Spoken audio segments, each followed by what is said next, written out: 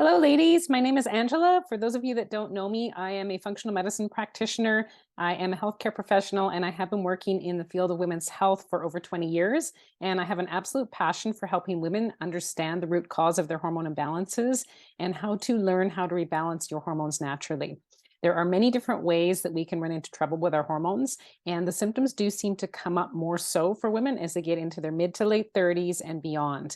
And so this is primarily the group of women that I do work with, women that are moving towards and transitioning into menopause, recognizing that this can be happening for 10 to 15 years leading up to that time where you go through menopause and stop having a period.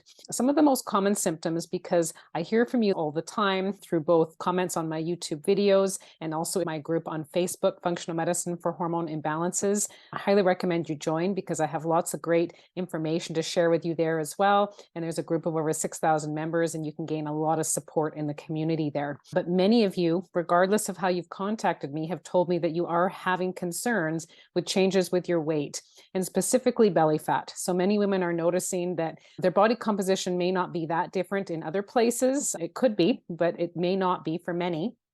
But many women are noticing that the waistline is creeping open. There's this extra kind of, a lot of women will call it spare tire. They just feel like their jeans, their pants aren't fitting as well, doing up the buttons, getting tighter, even having to change pant sizes. And you're just actually not even sure why, because it's not like you've gone and started eating more or eating terribly or eating differently, but the weight is coming on, and it's primarily coming on in this area.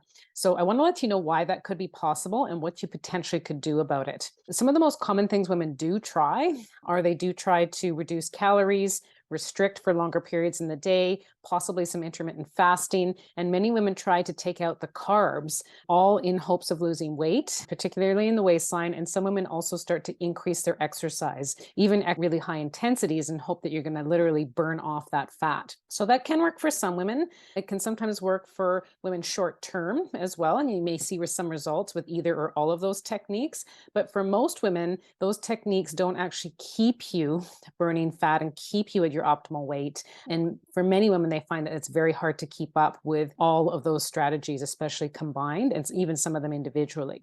So I do want to let you know that there is a way for you to actually have your metabolic health stay where it needs to be as you move towards and into your 40s and beyond, as you move towards and into menopause. And you don't have to starve yourself. You don't have to exercise like crazy. There actually is an answer to this and an explanation.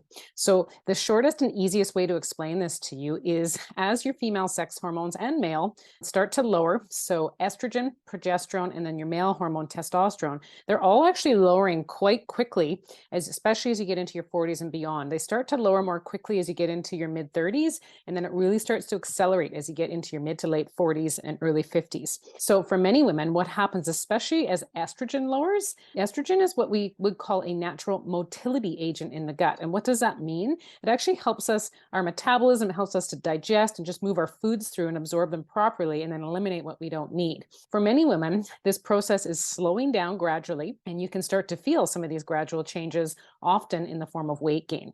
The other thing that happens when estrogen lowers, unfortunately, as estrogen lowers, we also become less able to process sugars. Our blood sugars will go up, our insulin sensitivity goes down. And so many women, especially if you're storing belly fat, it's also related to blood sugar imbalances, but it can be relative to your hormone changes. So it's important for us just to understand what's happening, why this could be happening. I can give you some quick tips now, some things you could potentially try. But I also want to let you know is that within these quick tips, these are very general things that I'm giving you as far as advice. And for me to get specific and truly understand what's happening with your metabolic health, I'd need to work with you one-on-one. We'd need to do the proper lab testing. There's great lab tests out there available to us now that can look at your overall metabolic health, and we can understand specifically what is causing you to potentially have a slow metabolism as you move towards and into menopause. But for many women, they need to start somewhere. So some things that you can start to be thinking of, if we are not able to process our sugars as well, there's a couple things around this that can help us in regards to our weight and especially belly fat. So you do want to try and reduce some of your sugar intake. Sugar is everywhere. Sugar is hidden in many packaged processed products, but there's even hidden sugars in things like pasta sauces. So you've got to be just mindful that you're looking for, do I have a higher sugar intake than maybe I thought? And if so, now I'm going to have to be more mindful of it because my body's actually not processing those sugars as easily as it once was. when I had higher hormone levels. So that's one thing that you can do, is just start to look at ways to lower your net sugar intake during the day. You may also need to, in addition to this, start to lower your simple carbohydrate intake from grains, especially white grains. So for example, pasta, white rice, things that aren't whole grain in nature, because these also are going to convert to sugar very quickly for you in the body. And again, if we're not as responsive to this sugar and breaking it down, it definitely can cause insulin rising with it. And with that, it slows down our metabolism and can cause more belly fat. So I'm not saying you have to go into low to no carbohydrates. You don't. Some people do this temporarily to get some change to what they are hoping for with their weight. And for some women, this works well, some women not. But for most women, you don't need to cut out carbohydrates completely. You need to be mindful of the type of carbohydrates coming in. But most of them coming in from your vegetables, some low starch, some medium, few high starch vegetables, but not many. But you really want to try and make sure that if you are bringing in grains, that they're healthy whole grains. They're multi-grain. They're actually not, the husk isn't taken off of them, and they're not white, because again, that converts to sugar very quickly. So those are some little changes that you could look at right away. Some other things to keep in mind is what else actually helps our sugars to stay stable is movement. And so I don't mean high intensity exercise type movement. Some women do this and it works well for them short term for certain goals that they may have.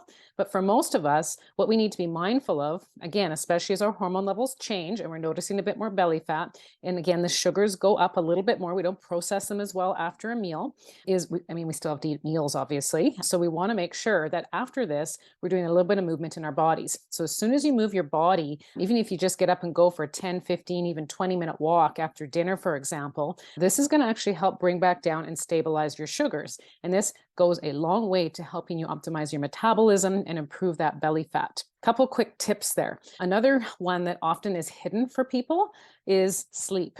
So your sugars and your insulin will go up, your metabolism will slow down more and more so as you get into your late 30s, early 40s and beyond if you're not sleeping well. And we really are in kind of a sleep epidemic crisis, I will say, because I do work with people one-on-one all the time with women, and I have them use tracking devices to look at their sleep. Women are not sleeping well. Our society in general is not sleeping well.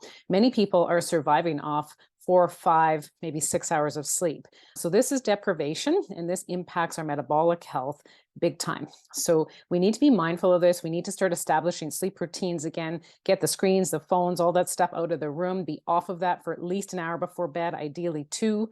And you want to be consistent with going to bed on time between 9 or 10. So these are some simple things you could put in place right away. It may not seem like it's going to help you with your belly fat, but trust me, it will. It will over time, because when the body's under stress from not sleeping properly, not eating the right foods, not exercising the way that you actually need to, just moving your body after a meal, it creates more inflammation, causes our blood sugars to rise, and then we start to store that fat as our hormones lower around the belly. All of us can put some of those strategies in place, move towards it. It takes some time. But to really get specific and individualized with the strategy for you to understand what's going on with your metabolism and really hack it to figure out what the root cause of your slow metabolism is, it's important to do the proper lab testing. Most women need to do some hormone testing to understand where they're at, not only with their hormone levels, but the balance with their hormones. So it's really important to do that for females if they are noticing some of these symptoms as you approach and get into your 40s and beyond. And then there also typically needs to be some metabolic testing done to look at how your body is utilizing fats, carbohydrates, and proteins, those big macronutrients that we all take in on a daily basis. Because we're all different. We have different genetic unique makeups, and some of us do process some of these nutrients differently than others. So we can really help to customize a plan for you, especially with nutrition, once we understand what's going on with labs. So I hope this helps you to get an understanding of potentially why you might be getting more belly fat as you get closer to and transition into menopause. It's not necessarily because you're doing something wrong, but you need to understand a little bit more now probably more than ever, what's truly going on in your body, so that you can actually start to learn how to get the balance back so this doesn't run away from you. I know some women tell me that they notice they're starting to gain some weight as they get closer to menopause, and then they get into menopause and all of a sudden they notice a rapid weight gain. Like, what happened here? I didn't do anything different. So if you are noticing changes, maybe you're not quite in menopause yet, or you are in menopause and you're noticing changes. Again, it could even be in your early to mid 30s you're noticing this. There is quite a broad age range where this can be happening.